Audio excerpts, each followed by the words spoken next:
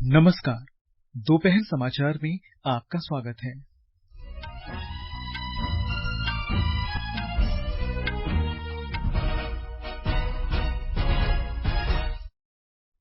प्रधानमंत्री नरेंद्र मोदी ने 23वें शंघाई शिखर सम्मेलन की अध्यक्षता की। आतंकवाद को क्षेत्रीय और वैश्विक शांति के लिए एक बड़ा खतरा बताते हुए इसके खिलाफ निर्णायक कार्रवाई का आह्वान किया। प्रधानमंत्री ने आंध्र प्रदेश के पुट्टपर्थी में साई हीरा ग्लोबल कन्वेंशन सेंटर का उद्घाटन किया। वाणिज्य और उद्योग मंत्री पीयूष गोयल ने विकसित विश्व के स्टार्टअप्स को आमंत्रित किया। कहा, भारत में स्टार्टअप्स के लिए बेहतर पारिस्थितिकी तंत्र। ब्रिटेन की संयुक्त राष्ट्र सुरक्षा परिषद ने भारत सहित ब्राजील, जर्मनी और जापान को स्थायी सदस्यता देने की मांग, साथ ही अफ्रीकी प्रतिनिधित्व पर भी जोर। भारतीय बैडमिंटन खिलाड़ी आज कैलगरी में कनाडा ओपन टूर्नामेंट में अपना अभियान शुरू करेंगे और बंगबंधु सैफ फुटबॉल चैंपियनशिप के फाइनल में आज शाम बेंगलुरु में भारत का सामना कुवैत से।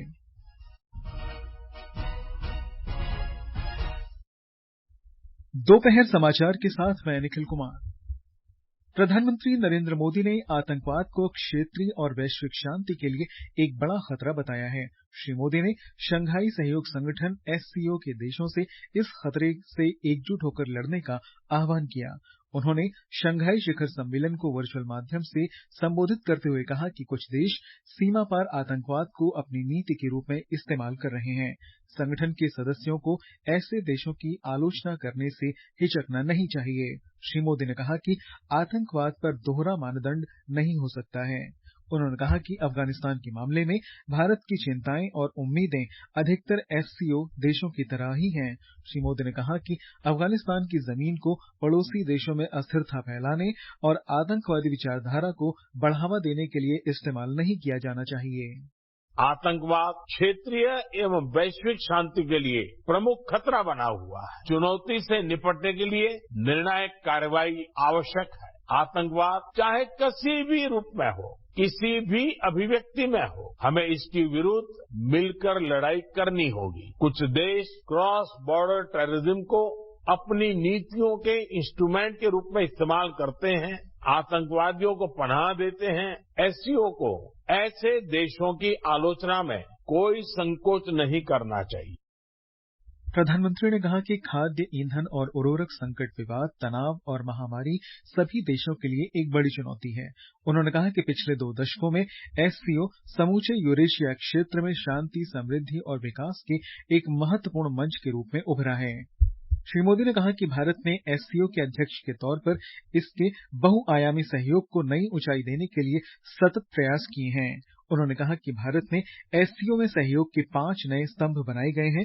ये स्तंभ स्टार्टअप्स और नवाचार, परंपरागत औषधि, युवा सशक्तिकरण, डिजिटल समावेशन तथा साझा बौद्ध विरासत हैं।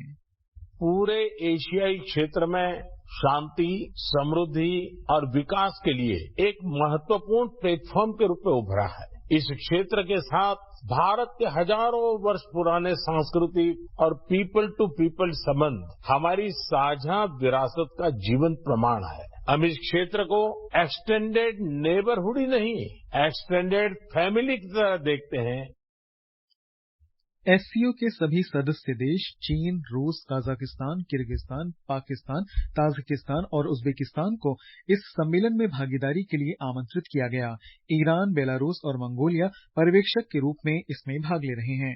SCO की परंपरा के अनुसार तुर्कमेनिस्तान को भी अतिथि अध्यक्ष के रूप में आमंत्रित किया गया है। विदेश मंत्री डॉक्टर सुब्रमण्यम जयशंकर ने आज नई दिल्ली में संयुक्त राष्ट्र की उप महासचिव अमीना जे मोहम्मद से मुलाकात की। डॉक्टर जयशंकर ने एक ट्वीट में कहा कि उन्होंने G20 से संबंधित मुद्दों, सतत विकास लक्ष्यों की स्थिति और जलवायु परिवर्तन पर चर्चा की। उप महासचिव अमीना जे मोहम्मद कल 3 दिन की यात्रा पर भारत पहुंची। वाणिज्य और उद्योग मंत्री पीयूष गोयल ने कहा है कि भारत स्टार्टअप्स के लिए बेहतर पारिस्थितिकी तंत्र प्रदान करता है। उन्होंने विकसित देशों के स्टार्टअप्स को भारत आने का निमंत्रण दिया। गुरुग्राम में स्टार्टअप्स 20 शिखर सम्मेलन में मुख्य भाषण देते हुए उन्होंने कहा कि भारत में विशाल प्रबंधकीय प्रतिभा, कौशल और युवा आबादी के साथ कम लागत के पारिस्थितिकी तंत्र की सुविधा है। श्री गोयल ने कहा कि भारत एक नियम आधारित अर्थव्यवस्था वाला देश है। उन्होंने कहा कि स्टार्टअप संस्कृति आज समूचे देश में प्रचलित हो चुकी है। श्री गोयल ने कहा कि स्टार्टअप संस्कृति नियमों को बदल रही है, रोजगार चाहने वाले अब रोजगार देने वाले बन रहे हैं। उन्होंने कहा कि स्टार्टअप्स पारिस्थितिकी तंत्र को नियंत्रित करना और सूक्ष्म प्रबंधन करना सरकार के लिए संभव नहीं है। वाणिज्य मंत्री ने आश्वस्त किया कि सरकार की भूमिका सदा सुविधा प्रदाता की रहेगी। G20 अनुसंधान और नवाचार पहल समूह RIIG शिखर सम्मेलन और अनुसंधान मंत्रियों की बैठक आज मुंबई में शुरू हुई। G20 के 29 देशों के अनुसंधान मंत्री, आमंत्रित अतिथि देश और अंतर्राष्ट्रीय संगठनों सहित लगभग 107 विदेशी प्रतिनिधि इसमें भाग ले रहे हैं। एक रिपोर्ट। RIIG शिखर सम्मेलन की अध्यक्षता विज्ञान और प्रौद्योगिकी विभाग के सचिव डॉक्टर श्रीवारी चंद्रशेखर कर रहे हैं। डॉक्टर चंद्रशेखर ने सुबह उद्घाटन सत्र को संबोधित किया। सुबह के सत्र में प्रतिभागियों ने RIIG 2023 थीम और प्राथमिकता वाले विषयों पर विचार विमर्श किया। इसके बाद अनुसंधान मंत्रियों की घोषणा पर चर्चा हुई और विभिन्न देशों के प्रतिनिधियों ने अपने विचार व्यक्त किए। दोपहर के सत्र में अनुसंधान मंत्रियों के मसौदे पर विचार विमर्श होगा और कुछ द्विपक्षीय बैठक भी होंगी। प्रार्थना, आकाशवाणी समाचार, मुंबई। ये समाचार हमारी वेबसाइट newsonair.com/हिंदी और हमारे mobile app news on AIR पर भी उपलब्ध हैं। दोपहर समाचार में आपका फिर स्वागत है। प्रधानमंत्री नरेंद्र मोदी ने कहा है कि भारत की स्वाधीनता के आगामी 25 वर्ष कर्तव्यकाल होने जा रहे हैं, क्योंकि देश अपने कर्तव्य को प्राथमिकता दे रहा है। श्री मोदी ने कहा कि स्वाधीनता के 100 वर्ष के लक्ष्य की ओर बढ़ते हुए हमने अमृतकाल का नामकरण कर्तव्यकाल किया है। उन्होंने आंध्र प्रदेश के पुट्टपर्थी में आज साई हीरा ग्लोबल कन्वेंशन सेंटर का उद्घाटन करने के बाद वीडियो कॉन्फ्रेंस में ये बात कही। प्रधानमंत्री ने कहा कि कन्वेंशन सेंटर आध्यात्मिक सम्मेलन और शैक्षणिक कार्यक्रम का केंद्र होगा। श्री मोदी ने कहा कि विश्व भर के विशेषज्ञ यहां आएंगे। उन्होंने कहा कि ये केंद्र देश के युवाओं के लिए मददगार होगा। भारत जैसे देश में धार्मिक और आध्यात्मिक संस्थाएं हमेशा से समाज उत्थान के केंद्र में रही है। आज देश अपनी आजादी के 75 वर्ष पूरे कर चुका है और अगले 25 वर्षों का संकल्प लेकर हमने अमृत काल में प्रवेश किया है। आज जब हम विरासत और विकास को एक गति दे रहे हैं, तो सत्य साई ट्रस्ट जैसी संस्थाओं की इसमें बड़ी भूमिका है। प्रधानमंत्री ने कहा कि भारत को श्री हीरा ग्लोबल कन्वेंशन सेंटर के रूप में एक अग्रणी थिंक टैंक मिल रहा है। उन्होंने कहा कि इस केंद्र में आधुनिकता के साथ आध्यात्मिकता की एक अनुभूति है। श्री मोदी ने कहा कि इस केंद्र में वैचारिक भव्यता और सांस्कृतिक दिव्यता भी समाहित है। इस सेंटर में आध्यात्मता की अनुभूति हो और आधुनिकता की आभा भी हो। इसमें सांस्कृतिक दिव्यता भी है और वैचारिक भव्यता भी है। ये सेंटर स्पिरिचुअल कॉन्फ्रेंस और एकेडमिक प्रोग्राम्स के लिए एक केंद्र बनेगा। यहाँ अलग अलग क्षेत्रों से जुड़े पूरी दुनिया के विद्वान और एक्सपर्ट्स इकट्ठा होंगे। मैं आशा करता हूँ कि इस सेंटर से युवाओं को बहुत मदद मिलेगी। समारोह में विश्व भर के गणमान्य अतिथि और श्रद्धालु उपस्थित थे। गृह और सहकारिता मंत्री अमित शाह ने कहा है कि प्रधानमंत्री नरेंद्र मोदी ने न केवल भारत को विकसित करके देश का गौरव बढ़ाया है, बल्कि देश के विकास में प्रत्येक भारतवासी को शामिल करके महान कार्य किया है। श्री शाह ने आज गुजरात के मेहसाणा के निकट देश के पहले सहकारिता संचालित सैनिक स्कूल का वर्चुअल माध्यम से शिलान्यास किया। उन्होंने कहा कि सैनिक स्कूल प्रधानमंत्री नरेंद्र मोदी की देश में सार्वजनिक निजी भागीदारी के आधार पर 100 नए सैनिक स्कूल खोलने की अपील के सम्मान में शुरू किया गया है। गुजरात के मुख्यमंत्री भूपेंद्र पटेल और राज्य के वरिष्ठ कैबिनेट मंत्री भी इस अवसर पर उपस्थित थे। सड़क परिवहन और राजमार्ग मंत्री नितिन गडकरी ने आज राजस्थान के प्रतापगढ़ में आयोजित एक कार्यक्रम में 5,600 करोड़ रुपए की 11 राजमार्ग परियोजनाओं की आधारशिला रखी। 3,700 करोड़ रुपए से अधिक निवेश से निर्मित 4 परियोजनाओं का लोकार्पण भी किया गया। केंद्रीय मंत्री ने लगभग 1,900 करोड़ रुपए की 7 परियोजनाओं की आधारशिला भी रखी। एक रिपोर्ट। आज जिन 4 परियोजनाओं का लोकार्पण किया गया, उनमें गुलाबपुरा से चित्तौड़गढ़ 6 लेन हाईवे और किशनगढ़ से गुलाबपुरा 6 लेन हाईवे शामिल है। मावली से चित्तौड़गढ़ अनुभाग पर आरओबी का निर्माण तथा करौली जिले के मंडरायल से मध्य प्रदेश के सबलगढ़ अनुभाग पर चंबल नदी पर बने हाई लेवल ब्रिज का भी आज लोकार्पण किया गया। इसके अलावा उदयपुर संभाग और आदिवासी इलाकों से गुजरने वाली 7 परियोजनाओं का आज शिलान्यास किया गया। इन परियोजनाओं से आदिवासी इलाकों में विकास को गति मिलेगी। साथ ही इनसे राज्य के विभिन्न शहरों के बीच आवागमन और सुगम होगा। जितेंद्र द्विवेदी, आकाशवाणी समाचार, जयपुर। महाराष्ट्र में धुले जिले के मुंबई आगरा राजमार्ग पर पलासनेर में एक दुर्घटना में 9 लोगों की मृत्यु हो गई और 25 अन्य घायल हो गए।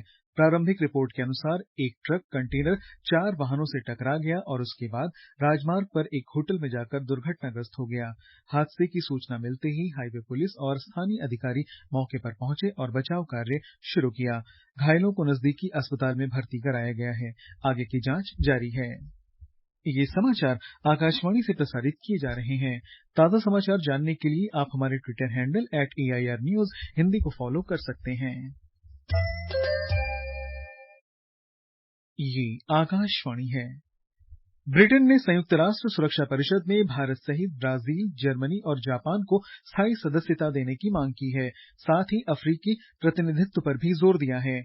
इस महीने संयुक्त राष्ट्र की सुरक्षा परिषद की अध्यक्षता ब्रिटेन ने संभाली है। ब्रिटेन की राजदूत बारबरा वुडवर्ड ने सुरक्षा परिषद के कार्यक्रमों के दौरान ये टिप्पणी की। संयुक्त राष्ट्र सुरक्षा परिषद में सुधार पर बारबरा वुडवर्ड ने कहा कि ब्रिटेन सुरक्षा परिषद के स्थायी सदस्यों का विस्तार देखना चाहता है और इसमें भारत, ब्राजील, जर्मनी और जापान तथा अफ्रीका को प्रतिनिधित्व दिया जा सकता है। अमेरिका ने सैन फ्रांसिस्को में भारतीय वाणिज्य दूतावास पर आगजनी के प्रयास और तोड़फोड़ की घटना की कड़ी निंदा की है। अमेरिका ने इस हिंसा को आपराधिक गतिविधि बताया है। एक ट्वीट में अमेरिकी विदेश मंत्रालय के प्रवक्ता मैथ्यू मिलर ने कहा कि अमेरिका में राजनयिक भवन पर हुआ हमला एक आपराधिक गतिविधि है। सैन फ्रांसिस्को में भारतीय वाणिज्य दूतावास पर खालिस्तानी उग्रवादियों ने रविवार को हमला किया था। भारत का वैश्विक वाणिज्यिक सेवाओं का निर्यात 2 गुना हो गया है। 2005 में यह निर्यात 2% था, जो कि 2022 में बढ़कर 4.4% हो गया है। विश्व व्यापार संगठन की रिपोर्ट में ये जानकारी दी गई। रिपोर्ट में बताया गया है कि भारत, दक्षिण अफ्रीका और तुर्की में सेवाओं के निर्यात से प्रत्यक्ष रूप से जुड़ी नौकरियां कुल सेवा क्षेत्र की नौकरियों से 10% अधिक हैं। कनाडा के कैलगरी में भारत के बैडमिंटन खिलाड़ी Canada open world tour super 500 tournament में अपना अभियान शुरू करेंगे।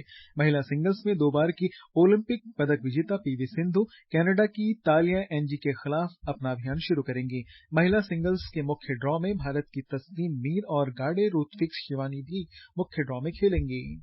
पुरुष सिंगल्स में लक्ष्य सेन मुख्य ड्रॉ में भारत के एकमात्र खिलाड़ी होंगे।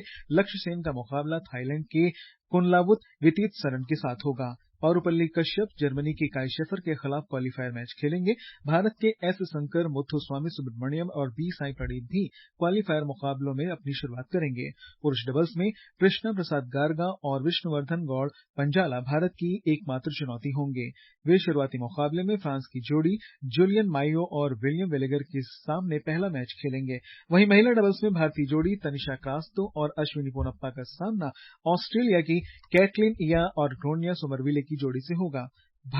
भारत की ऋतुपर्णा पांडा और श्वेता पर्णा पांडा मुख्य ड्रॉ में अपनी शुरुआत करेंगी।